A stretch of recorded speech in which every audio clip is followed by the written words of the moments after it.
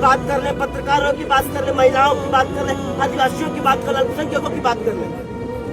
जब से मोदी की सरकार बनी है, चाहे वो शाहीन बाग का आंदोलन पिछले साल रहा हो, चाहे ये आंदोलन, सरकार का पैटर्न समझने की जरूरत है। सरकार आपको इग्नोर करेगी और आपका एक कमजोर कड़ी देख के फिर गुंडों से भिजवा के दंगे करवाएगी।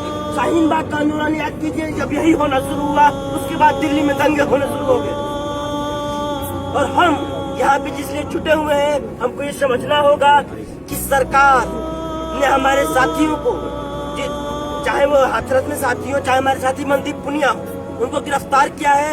उनको जल्द से जल्द रिहा करे और उनके खिलाफ जो भी फर्जी मुकदमे जिन भी धाराओं में दर्ज किए गए सब वापस ले। इस तरीके से नहीं चलेगा कि आप किसी को भी उठा कर जेल में डाल दोगे और नहीं उसकी सुनवाई चलती रहेगी। ये नहीं चलेगा। ये लोकतंत्र है, आपको यहाँ हर गलत का जवाब देना होगा। इंकलाब जिंदाबाद, जिंदाबाद, जिंदाबाद। मनदीप पुनिया को रिहा करो, रिहा करो, रिहा करो। मैं एक चीज कहना चाहता हूँ, मनदीप मेरा क्लासमेट रहा है, तो मैंने उसको काफी करीब से देखा है। कॉलेज में भी JNC के दिनों में थे। जोर से बोलिए। जिस तरह से आरोप मनदीप के ऊपर लगाए गए हैं, यहाँ पे जितने भी पत्रकार साथी आए हुए हैं, उनके ऊपर भी चलते हुए भी उनके ऊपर कोई पुलिस लगा सकती है कि आपने मुझे धक्का दिया। ऐसे आरोप जो है कि आप जाके देखिए, सिंकू वोटर जो सभी जा रहे हैं, वहाँ देखिए कितनी बैरिकेडिंग है। तो आप उसको पार कर रहे, हो सकता है कल किसी और को पकड़ लिया जाए कि वो जो पार करते हुए उसको हटाने की कोशिश कर रहा था। पुलिस आ जाएगी, उससे बस, तो पुलिस मना करते हैं तो उससे बहस हो ही जाती है। अमूमन जनरल है कि वहाँ पे बातचीत उससे हो जाती है कि मैं पत्रकार हूँ, मैं जा रहा हूँ रिपोर्टिंग करने के लिए। तो एक गलत उसके ऊपर फर्जी आरोप लगाए गए हैं, क्योंकि उसने जो वहाँ पे किसानों और जो स्थानीय लोग, तथाकथित स्थानीय लोग का बीच में जो लड़ाई हुई थी, उसका पर्दाफाश किया था, जिसके वजह से दिल्ली पुलिस के नजर में आ गया हो। उसके बाद उसको पकड़ा गया है। और रही बात उसकी जो व्यक्तित्व जो रहा है, वो हमेशा से संघर्ष करने वाला रहा है। पास आउट होने के बाद भी उसने कभी चाह नहीं रखी कि बड़े मीडिया हाउस में जाकर काम करे। वो शुरू से ही जमीन पे जाके और रिपोर्ट वहाँ से लाता रहा है और वैसे रिपोर्टिंग किया है, वो रिपोर्टिंग करता रहा है। अभी भी जो किसान आंदोलन में आप जाके देखें तो 2 महीना रह कर रिपोर्टिंग लगातार करना बहुत आसान चीज नहीं होता है। एक दिन आप जाके देखो कितनी परेशानी होती है। वो लगातार 2 महीनों से वो रिपोर्टिंग कर रहा था। तो हो सकता है कि इस समय जो बड़े मीडिया हाउस है, जिस तरह से उन्होंने एक अलग तरीके का जो रोल अपना बना रखा है किसान आंदोलन या किसी भी तरह की सरकार के विरोध में जो प्रदर्शन हो रहा है, उसके ऊपर जो मोबाइल जर्नलिज्म जो कर रहे हैं, जो फ्रीलांस कर रहे हैं, उसके द्वारा मेरे साथ मौजूद हैं वरिष्ठ पत्रकार और कई किताबों के लेखक अनिल यादव जी। इन्हीं से पूछते हैं, मनदीप पुनिया गिरफ्तारी को किस रूप में देखा जाए? मैं इसको इस तरह से देख रहा हूं कि पहले तो किसानों का दमन करने की कोशिश की गई,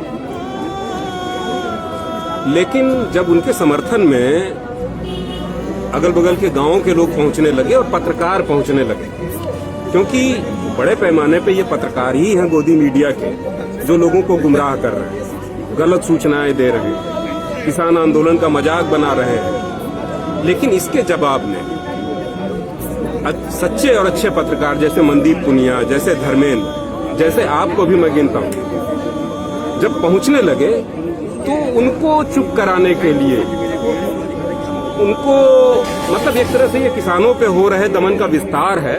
और ये जो आंदोलन हो रहा है, ये किसानों के आंदोलन की पत्रकार शाखा है, मेरा ऐसा मानना है। तो ये उसी दमन का विस्तार है जो पत्रकार सच्चाई दिखाना चाह रहे हैं, उनके पे दमन किया जा रहा है। और मनदीप पुनिया को तो वकील भी नहीं करने दिया गया, घर वालों से भी बात नहीं करने दी गई, और अभी तक हम लोग नहीं जानते कि उसको किन धाराओं में न्यायिक हिरासत में ले जाए।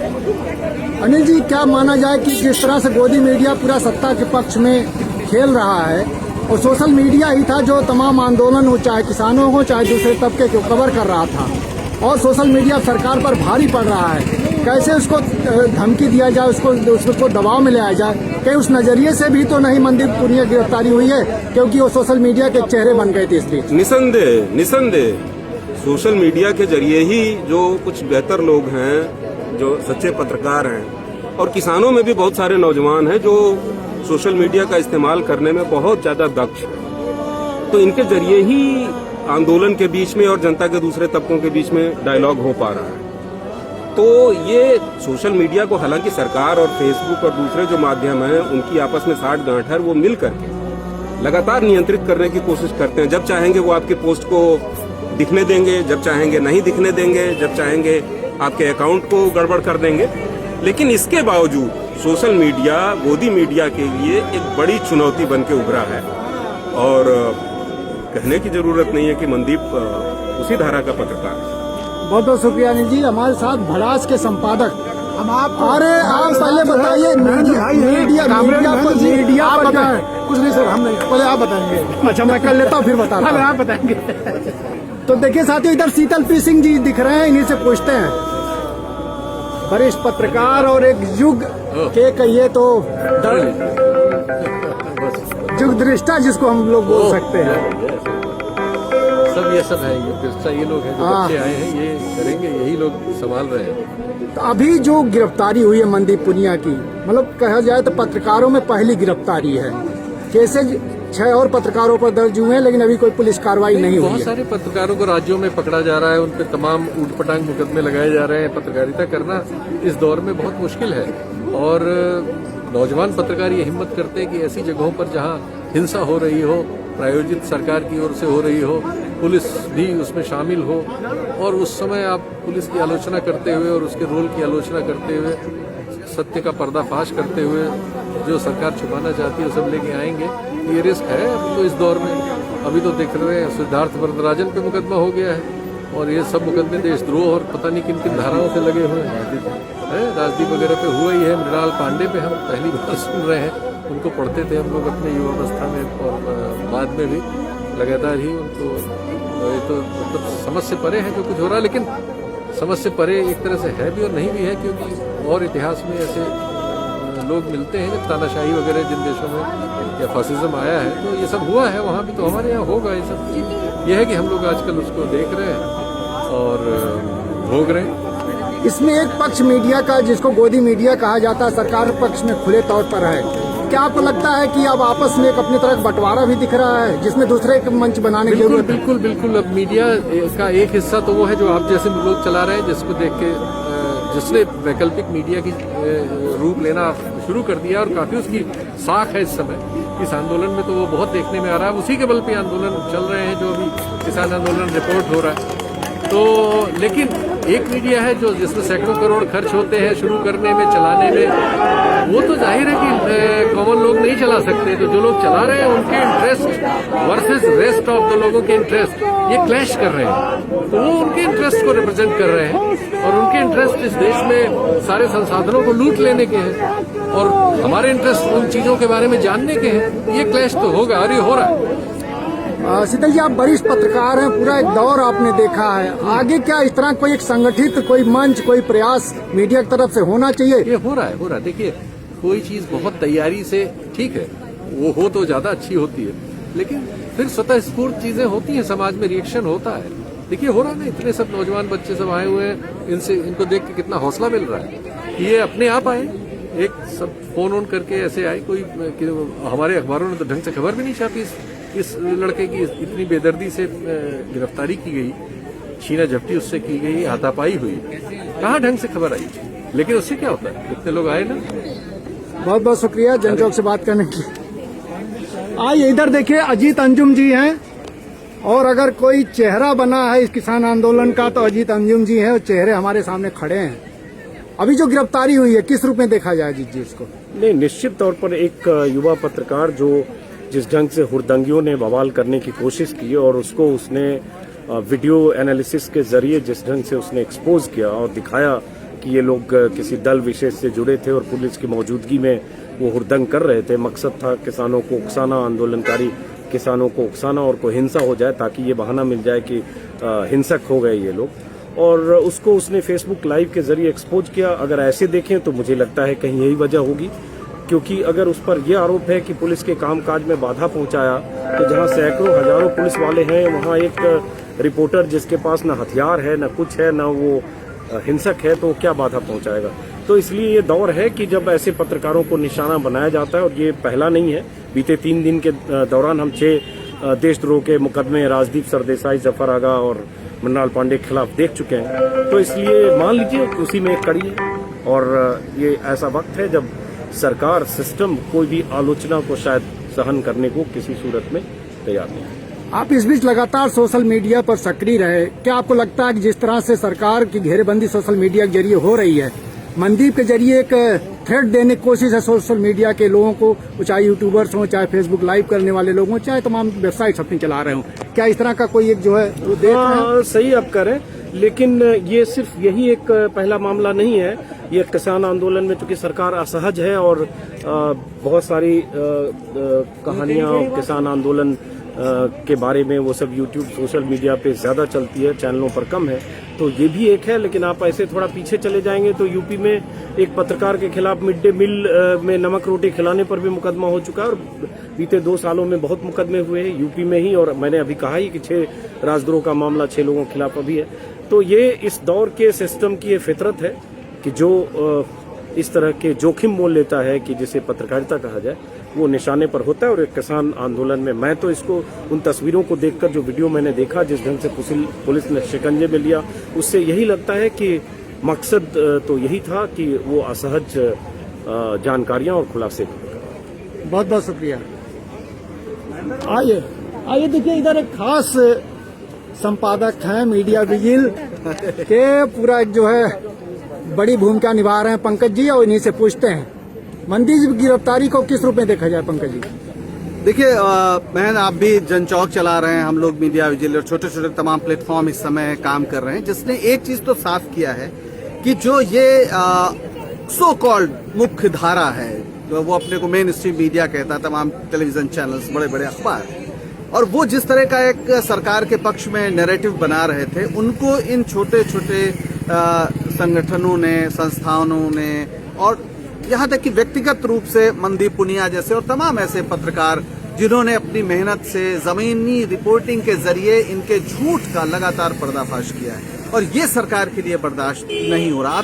आप ध्यान दीजिए कि मनदीप ने उसके पहले क्या किया था। सिंधु बॉर्डर पर जिस तरह से हमला हुआ और बताया गया, मीडिया ने बताया कि ये सब लड़ाई हो रही है स्थानीय लोगों से, मनदीप ने नाम लेकर बताया कि ये कौन लोग थे, ये बीजेपी के लोग थे, हिंदू सेना के लोग थे, और एक पूरा जो कोशिश थी मीडिया की नैरेटिव बनाने की कि ये स्थानीय लोग अब नाराज हो गए हैं, उस पर एक कड़ा प्रहार किया, उसको ध्वस्त किया, उस गुब्बारे में पिन चुभाई।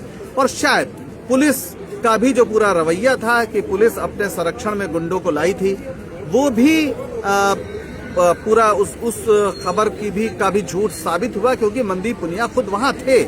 तो ऐसे में मनदीप जैसे तमाम नौजवानों को टारगेट करना, उनको जेल में डालना, उनके खिलाफ मुकदमे करना, ये बताता है कि दरअसल किस तरह से सत्ता इस समय बौखलाई हुई है, दिल्ली पुलिस बौखलाई हुई है, और अपने जो बुनियादी बहुत मिनिमम जो संवैधानिक दायित्व है उसका भी वो पालन नहीं कर रही है। लेकिन ये एक बहुत ही गंभीर बात है।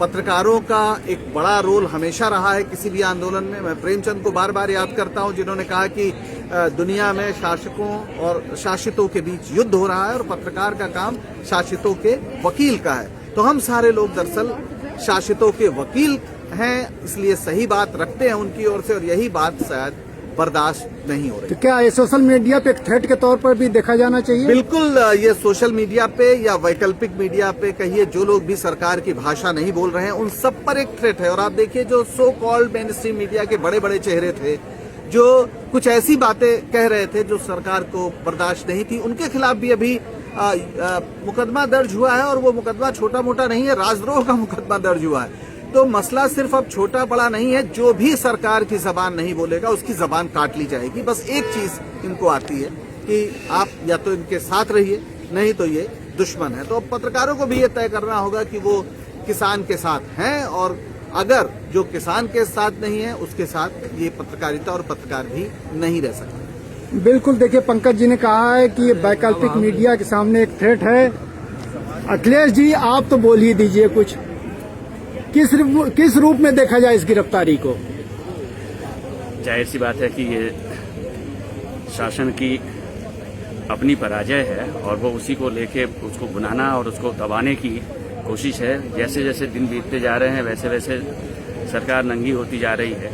जनता के सामने, और उसकी ये असफल कोशिश है कि वो उसको कैसे दबा पाए और कैसे ख़त्म कर पाए। दरअसल ये वह निराशा है जो उस किसान आंदोलन को ख़त्म करना चाहती है, जो कि अपनी जेन्युइन मांगों के साथ दिल्ली आया हुआ है, बैठा है। उसको अपमानित करने की हर संभव कोशिश के बाद वो अब उसे लग रहा है कि दरअसल इन सारी उसकी असफल कोशिशों के पीछे अगर कोई है तो वो मीडिया है, मीडिया का एक तबका है। हालांकि ये भी बात सही है कि एक बड़ा तबका मीडिया का उनके पक्ष में है, जिसे हम नेशनल मीडिया कहते हैं।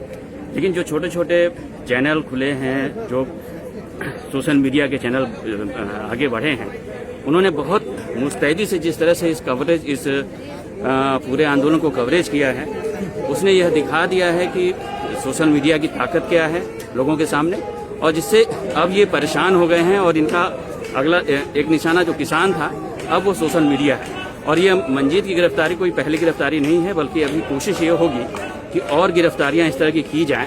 और दरअसल सोशल मीडिया के पास कोई बहुत बड़ा संस्थान नहीं होता, यह भी सही है। कुछ स्वस्फूर्त तरीके से है, कुछ छोटे चैनल्स हैं जो उसमें इन्वॉल्व हैं, तो उनको दबाना इन्हें लग रहा है कि बहुत आसान होगा।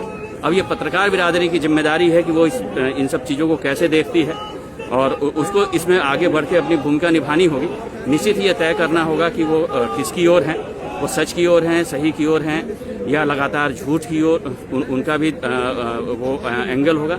यह उनको तय करना होगा। और ये दरअसल हकीकत तो ये है कि ये इतिहास की इस मोड़ पे है कि आपको तय करना होगा कि आप कहाँ पर किस ओर हैं आप।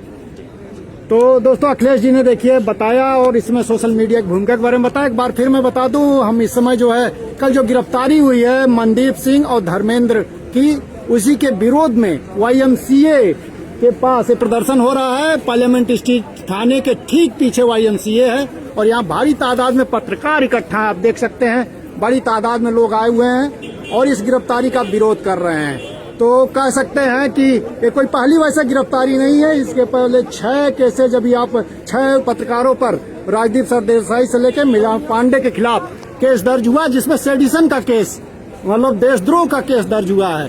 तो आप समझ सकते हैं सरकार किस तरह से हमलावर है अपने खिलाफ। जो भी पत्रकार बोल रहे हैं, जो भी लिखने वाले पढ़ने वाले खड़े हैं, उनके खिलाफ खड़ी है सरकार। और अब ये दौर आ गया है जिसमें कि रेखा बिल्कुल खींच चुकी है। एक तरफ वो है जो जनता के पक्ष में खड़े हुए लोग हैं, दूसरी तरफ वो लोग हैं जो सरकार के साथ हैं। तो आप लोग क्या पढ़े हैं मनदीप जी के साथ? नहीं, मैं नहीं पढ़ा हूँ मनदीप जी का। आप किए हैं? मैं क्लासमेट रहा हूँ उसका। मेरा नाम अफजल है और मनदीप मेरा क्लासमेट रहा है। और सिंगू बॉर्डर में भी हम साथ में, जब मैं रिपोर्टिंग करने जाता था तो वो मिलता था मुझे वहाँ पे। तो आप क्या सवाल पूछना, क्या जानना चाहते हैं? सवाल यही पूछना चाहते हैं, अभी जो गिरफ्तारी हुई है, आपकी बातचीत हुई है और कब पता चला आपको? मनदीप से कोई बातचीत नहीं हुई है कल से, जब से गिरफ्तार हुआ है। लेकिन जो खबर जो मीडिया में आई है उसके बाद से हमें पता चला कल शाम में उसे पुलिस ने गिरफ्तार किया था। और बाद में रात तक तो पुलिस मानने को तैयार नहीं थी कि मनदीप को हमने डिटेन भी किया है, पकड़ा भी है। तो रात में पता चला कि उसकी गिरफ्तारी हुई है और FIR भी हुआ है। तो जो FIR हुई है उसकी अगर उसको देखें हम तो सरासर मतलब कि गलत उसके ऊपर आरोप लगे हैं। उस तरह से आप भी अभी रिपोर्टिंग कर रहे हैं, पुलिस पीछे खड़ी है, आपके ऊपर भी FIR कर सकते हैं कि आपने जो बैरिकेड है उसे हटाने की कोशिश की। नहीं तो मेरा मानना है कि मनदीप जो है, मनदीप को डराने की कोशिश है, मनदीप के जैसे स्वतंत्र पत्रकारों के डराने की कोशिश है। क्योंकि आप देखें पिछले जब से सरकार आई है मोदी जी की, तब से आप देखें तो ऐसे जन आंदोलन खड़े हो रहे हैं। इसमें जो है कि जो मेन स्ट्रीम मीडिया है वो अलग अपना बनाए रखता है, पक्ष तर्क वितर्क रखता है, लेकिन जो सच्चाई होती है वो फ्रीलांस जर्नलिस्ट ही लेके आते हैं। नहीं तो इस तरह से जो फ्रीलांस जर्नलिज्म कर रहे थे मनदीप, उनके जैसे पत्रकारों को डराने धमकाने के लिए एक तरह से उनको पुलिस ने पकड़ा है और जेल में डाला है। अभी वो तिहाड़ जेल में है और हम चाहते हैं कि बिना शर्त उनकी रिहाई हो। कुछ धाराएं बता सकते हैं, किन धाराओं का तुमको? वो देखना पड़ेगा कि कानूनी चीजें हैं उसमें। तो ऐसी धाराएं हैं कि उन्होंने सूचे के साथ दुर्व्यवहार किया है और बैरिकेडिंग जो लगी थी उसे हटाने की कोशिश की। ऐसी मतलब कि जो आरोप उनके ऊपर लगे हैं। सरकारी काम में हस्तक्षेप देखिए अजय जी जनज्वार से चलाते हैं, संपादक हैं और इस प्रदर्शन में हिस्सा लेने आए हैं। तो आज कार्यकर्ता की भूमिका में, वैसे भी सोशल एक्टिविस्ट हैं। मनदीप की गिरफ्तारी हुई है, क्या सोशल मीडिया पे मेजर थ्रेट है? देखिए सिर्फ सोशल मीडिया पर नहीं, यह तो जनता पर बहुत बड़ा असर हो रहा है। पत्रकार, उन पत्रकारों की लगातार जुबान बंद करने की कोशिश की जा रही है जो हिम्मत कर रहे हैं बोलने की, क्योंकि बड़े जो मीडिया संस्थान हैं जो पूंजीपतियों के हैं, वह लगातार उन्होंने एजेंडा फिक्स कर लिया है। तो हो ये रहा है कि इन विमर्शों के कारण एक डिबेट उठ रही है और इस डिबेट से उनको समस्या है कि काउंटर व्यू क्यों आ रहा है। जो लोकतंत्र की एक परंपरा रही है कि अगर आप किसी के पक्षधर हैं या कोई जन आंदोलन के पक्षधर हैं तो अपनी बात कहें, सरकार अपनी बात कहती है, मीडिया घराने पूंजीपतियों की अपनी बात कहते हैं। वह 3 धाराएं अपनी बात कहती थी। अब ये है कि हम जो कहते हैं वही आखिरी और वही पहला है, और इसका मतलब ये है कि आप बोलने के अधिकार को लगातार खत्म कर रहे हैं। और जिसको हम तानाशाही या फांसीवाद कहते हैं, वैसी स्थितियां भारत की पत्रकारिता में, आंदोलनों पर तो बहुत पहले आ गई थी, अब पत्रकारिता में भी दिखाई देने लगी। और स्थिति ये है कि जो लोग भी बहुत मामूली संसाधनों में अपनी बात कहने की कोशिश कर रहे हैं, उनमें से मनदीप भी एक हैं। और मनदीप बहुत मामूली संसाधनों में काम करते हैं, वह पत्रकारिता करते, वह एक एक बारीकियां जान रहे थे उस वक्त के आंदोलनों की, और वो सब चीजें चल रही थी, इससे ऐतराज था जी। तो देखिए, धन्यवाद अजय जी। हमारे साथ इस पूरे कार्यक्रम के आयोजक जितेंद्र जी हैं। जितेंद्र जी, पूरा घटनाक्रम बताइए और फिर कैसे आपने फैसला लिया मनदीप वाला घटना? नहीं, अकेले मेरे का फैसला नहीं था। सुबह सुबह अतुल चौरसिया का फोन आया कि हम लोगों को कुछ करना चाहिए, और फिर मुझे लगा यार सही में करना क्यों नहीं चाहिए। एक कोई आदमी ईमानदारी पूर्वक काम कर रहा है तो उसको आप बिना मतलब के किसी न किसी बहाने पकड़ के ले जा रहे हैं। अब देखिए देश में क्या स्थिति हो गई, मुख्य धारा में कितने लोग हैं जो जर्नलिज्म कर रहे हैं। अगर मुख्य धारा में ठीक से कोई जर्नलिज्म कर रहे हैं तो वो तो नहीं कर पा रहा है आज के दिन, वो नौकरी कर रहे हैं। तो मुख्य धारा से हटकर जो कुछ आदमी काम कर रहा है उसको आप काम नहीं करने दे रहे हैं, उसको आप परेशान कर रहे हैं। और ज्यादातर जो जर्नलिस्ट थे जो मुख्य धारा में काम करना चाह रहे थे, कर रहे थे, उनको आपने नौकरी से निकाल दिया। अब स्थिति ये हो गई है कि जो लोग काम करना चाह रहे हैं वो इंडिपेंडेंट हैं, फ्रीलांसर हैं, और जो फ्रीलांसर है उनके पास कहाँ से कार्ड आएगा? तो आप कहते हैं कार्ड नहीं है, लेकिन किसी तरह से वो आदमी, वही फ्रीलांसर, वही अल्टरनेट मीडिया लोगों को खबर दे रहा है, और पुलिस उसको किसी के कहने पर टारगेट करती है, उसको पकड़ के ले जाती है, क्योंकि वही खबर है। मुख्यधारा के मीडिया में कोई खबर आपको नहीं दिखाई पड़ेगी। तो और इसका एक आप देखेंगे जो पूरा सेटअप हो गया है कि पूरी तरह से विज्ञापन का एक ऐसा तंत्र बन गया है कि अब कोई भी विज्ञापन सरकार तय करती है कि किस किस अपने प्रो वाले को देना है। तो ऐसे भी अखबार का रेवेन्यू जो बढ़ रहा है वो इसलिए बढ़ रहा है कि वो उनको गवर्नमेंट से विज्ञापन मिलते हैं, गवर्नमेंट का ही विज्ञापन, लेकिन अल्टरनेट मीडिया के पास कोई विज्ञापन का ये नहीं है। तो किसी तरह से कटौती करके काम कर रहे हैं, और उसको इस तरह से आप टॉर्चर करेंगे, इस तरह से आप मुकदमा दर्ज करेंगे, उस तरह से जेल ले जाएंगे। तो हम लोगों को लगा कि ये बहुत ही खतरनाक ट्रेंड है।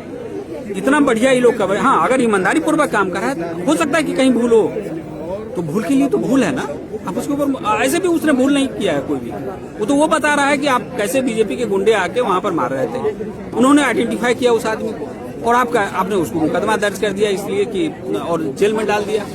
तो अभी जिस तरह के हालात बन रहे हैं और अभी सोशल मीडिया का प्लेटफॉर्म पूरा बिखरा हुआ, कोई संगठित रूप नहीं ले रहा है, इसमें क्या आप कोई आवश्यकता महसूस करते हैं, कोई मंच बनाया जाना चाहिए, क्योंकि ये हमले और आगे बढ़ सकते हैं? वो तो बढ़ेंगे ही बढ़ेंगे, और इसके लिए जो सोशल मीडिया पर हैं, खास करके जो अल्टरनेट मीडिया की तरफ हैं, काम कर रहे हैं, और जो जिनको लग रहा है कि एक पॉसिबिलिटी है, मुझे लगता है कि उसकी तरफ एक संगठित होकर काम करने की जरूरत है। अगर शायद संगठित होकर काम करे तो बेहतर स्थिति बनेगी, कुछ काम होगा, और शायद गवर्नमेंट के दबाव को मतलब किसी तरह से कम करने में वो ये होंगे। बहुत बहुत शुक्रिया जितेंद्र जी जनचौक से बात करने के लिए।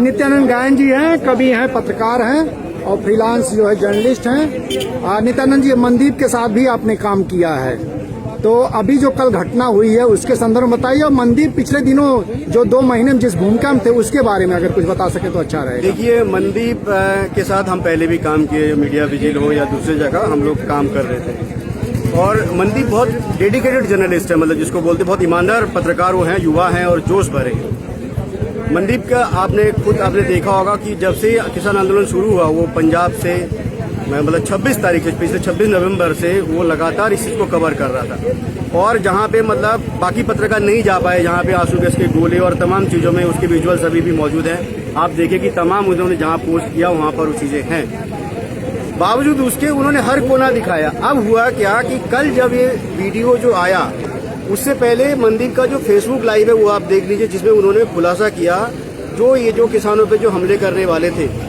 एक एक को आइडेंटिफाई किया। वो सारे बीजेपी के नेता थे, लोकल नेता थे, उनकी तमाम फोटो जो है अमित शाह और दूसरी जगह उसने खुलासा किया। उसके बाद ये एक्शन हुआ। दूसरी बात यह है कि मनदीप को जिस तरह से गिरफ्तार किया गया है उसको मतलब जिस तरह से जिस अमानवीय तरीके से उसको 10 लोगों ने खींचा और जैसे करके वो ले गए, पत्रकार के साथ व्यवहार नहीं है। दूसरी बात है कि जो धाराएं लगाई गई है, क्योंकि मनदीप उस तरह का नहीं है, मनदीप बहुत वो एग्रेसिव नहीं है, वो जुनूनी है लेकिन वो एग्रेसिव नहीं है या वो एब्यूज नहीं करता। दूसरी बात है कि पुलिस ने जो उनको कहा कि ये सरकारी काम में बाधा डाल रहे थे, एक पत्रकार जो मोबाइल से जो है वो कैसे, आप बताइए कि कैसे बाहर डाल सकता है? क्या वो चाकू दिखा रहा था, वो कोई छुरी दिखा रहा था? एक मोबाइल एक जो है एक पत्रकार 2 मिनट हमको इनका ले लीजिए, एक पत्रकार जो अपना काम कर रहा था आपने उसको लिया और आपने जो है पत्रकारिता का गला घोटने का प्रयास किया। ये सरकार की नीति है और ये शुरू से कर रही है। तो नित्यानंद जी बोल चुके हैं। देखिए अभिषेक जी हैं, मैं बताऊं जनपद के संपादक है। मनदीप पुनिया लगातार जनपद के लिए इस बीच काम कर रहे थे, फेसबुक लाइव से लेकर तमाम उसमें सक्रिय थे। आज आप कल से ही रात से लगे हुए हैं, मनदीप की पूरी गिरफ्तारी जब हुई तो अब कल के शाम के बाद का पूरा घटनाक्रम आप बता सकते हैं? हाँ देखिए, कल शाम को मैं गाजीपुर बॉर्डर पे था और वहाँ मुझे फोन आया, एक पत्रकार का ही फोन आया और उसने बताया कि सर ऐसा ऐसा हो गया है, मनदीप को उठा लिया है पुलिस वालों ने। ये 7-7:15 बजे के आसपास की बात है। तो मुझे बहुत मतलब जो है इस पे संदेह नहीं हुआ, मुझे लगा कि हो सकता है क्योंकि होता रहता है ये सब, लेकिन फिर भी मैंने कंफर्म करने के लिए 2-4 लोगों को फोन लगाया। हाँ, तो बात सही निकली और उसके बाद फिर हम लोग को ये समझ में नहीं आया क्या किया जाए। सबसे पहली तो चिंता ये थी कि मनदीप कहाँ है। हाँ, फिर उसके बाद ये आई कि 2 पत्रकार उठाए गए हैं, धर्मेंद्र सिंह उठाए गए हैं। तो अब ये 2 पत्रकार हैं कहाँ? बाय द वे थाने पे लोगों ने पता लगाया, कम से कम 15-20 पत्रकार गए पता लगाने के लिए। मैं यहाँ से कोऑर्डिनेट कर रहा था, लोगों से बात कर रहा था। थाने पर तो उसका पता लगा नहीं, देर रात तक नहीं पता लगा। रात में तकरीबन 1-1:30 बजे के आसपास ये सूचना आई थाने से कि FIR हो गई है मनदीप के ऊपर। 52 FIR संख्या 52/21, 186, 332, 353 और 34 धारा में। तो हमने कहा कि चलिए कम से कम FIR अगर हो गई है तो गनीमत है कि अब कम से कम पुलिस की ओनरशिप है। हाँ, आदमी लापता है तो ठीक है, बॉडी नहीं है, मिल रही है, पता नहीं है, लेकिन FIR हो गई है तो प्रोड्यूस तो करेंगे ही 24 घंटे के अंदर। तो थोड़ी सी राहत मिली और रात में हमारे साथियों को वहाँ ये बताया गया कि सवेरे आप 8 बजे थाने आइए, वहाँ पे लड़का मिल जाएगा। ठीक है। सुबह 7 बजे जो है मेरे पास एक फोन आया, मैं उस समय झपकी में था हल्की, और सुबह 7 बजे मेरे पास एक फोन आया कि वो थाने पहुंच चुका है। और उसके बाद से हम लोगों ने परस्यू करना शुरू किया तो फाइनली ये पता चला कि अलीपुर थाने में जो है हवालात में जगह नहीं थी, तो उसको जो है भेज दिया था समयपुर बादली थाने और वहां से उसको वो 2 बजे मजिस्ट्रेट के सामने पेश करेंगे तिहाड़ के कैंपस में। उसके बाद तिहाड़ कैंपस में पेश किया गया, वहां पे 2 बजे का टाइम दिया गया था पेश करने के लिए। मैं अभी आ रहा था यहाँ प्रोटेस्ट में, चूंकि ये भी 2 बजे था, तो ये पता चला कि उसे जेल भेज दिया गया, तिहाड़ जेल। तो हुआ ये दरअसल कि 2 बजे उसको प्रोड्यूस करना था ये पुलिस के मुताबिक, और इन लोगों ने पहले प्रोड्यूस कर दिया और उसका डिफेंस लॉयर जो था वो टाइम पे पहुंच नहीं पाया। हाँ, डिफेंस लॉयर टाइम पे नहीं पहुंच पाया तो बात हो नहीं पाई, उसको भेज दिया बैरक नंबर 8 तिहाड़ में। अभी ताजा खबर ये है कि वहाँ पे वकील अभी भी मनदीप की ओर से जज से आर्ग्यूमेंट कर रहे हैं और ऑर्डर अभी तक नहीं आया है। ऑर्डर आते ही पता चलेगा कि उसको जुडिशियल कस्टडी के कितने दिन में भेजा गया है। धाराएं कौन कौन लगाए हैं? 186, 332, 353 और 34। 2 बातें हैं।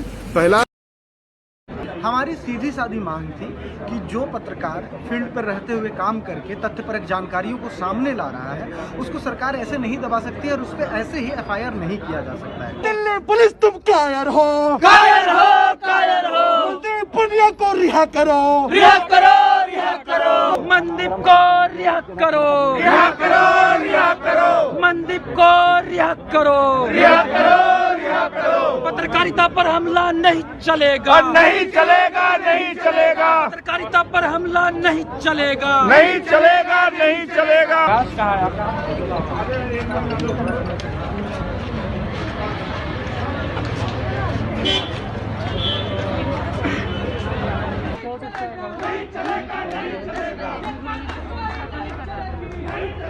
मनदीप 2 महीने से सिंघू पे काम कर रहे थे, तो वहाँ पे कुछ दोस्त हैं उनके जिनसे मेरा कांटेक्ट था।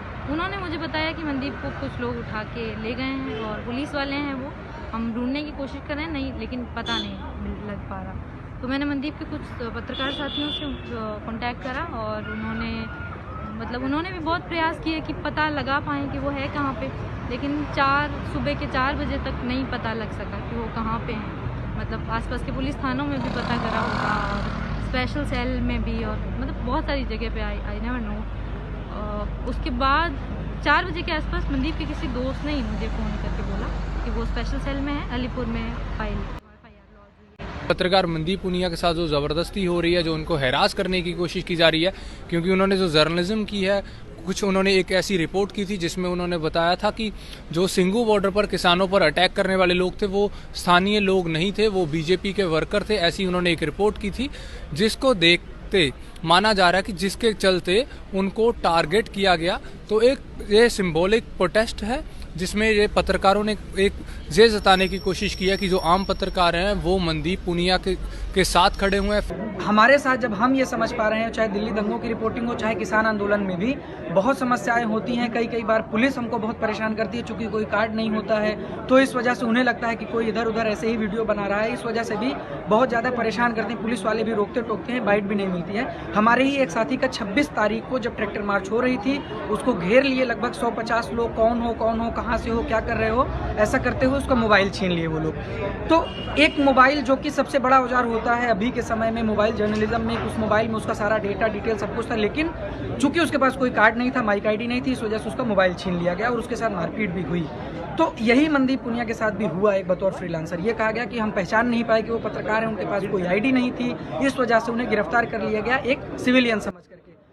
कि आज केवल गिने चुने पत्रकारों को टारगेट किया जा रहा है, बाकी तो एक पत्रकारों का तबका ऐसा है जिस पर कोई वार ही नहीं है, उनसे कोई सवाल ही नहीं है। सवाल तो उनसे है जो जायज़ सवाल पूछ रहे हैं, और जायज़ सवाल वो पूछ रहे हैं जिनके ऊपर कोई दबाव नहीं, और दबाव उनके ऊपर नहीं है जो किसी के अंडर में काम नहीं कर रहे। वो स्वतंत्र हैं, पर वो स्वतंत्र हैं लेकिन हर तरीके से कमज़ोर हैं, इकोनॉमिकली कमज़ोर हैं, वो पूरी ताकत नहीं झोंक पा रहे हैं। लेकिन एक जुनून है पत्रकारिता करने का, तो सारे स्वतंत्र पत्रकार लगे हुए हैं। यहाँ पे एक तरह से तानाशाही दिखाई जा रही है सरकार के द्वारा, जो कि हमें बोलने का हक नहीं दिया जा रहा है कि हम किस प्रकार से बोल पा रहे हैं या नहीं, हमें ये हक नहीं है। तो मुझे ये लगता है कि एक अमेरिका की तरह हमें फ्रीडम प्रेस की भी एक अपनी स्वतंत्रता होनी चाहिए। फ्रीलांस जर्नलिज्म में जब हम लोग ग्राउंड पे होते हैं तो बहुत सारी चुनौतियों का सामना करना पड़ता है, क्योंकि लोगों के मन में है कि जिनके पास माइक होता है, जिनके पास बड़े बड़े कैमरे होते हैं, वही पत्रकार है। तो हमारे पास ना माइक होता है, ना कैमरा होता है, ना आईडी होती है। तो हमारे साथ सबसे बड़ी समस्या है कि हम लोगों को कन्विंस करना हमारे लिए सबसे बड़ी मुश्किल होती है कि लोग हमको पत्रकार नहीं मानते। तो उनको समझाना होता है, उनको बताना होता है कि नहीं, फ्रीलांस जर्नलिज्म भी कोई चीज़ होती है, नैरेटिव जर्नलिज्म भी कोई चीज़ होती है।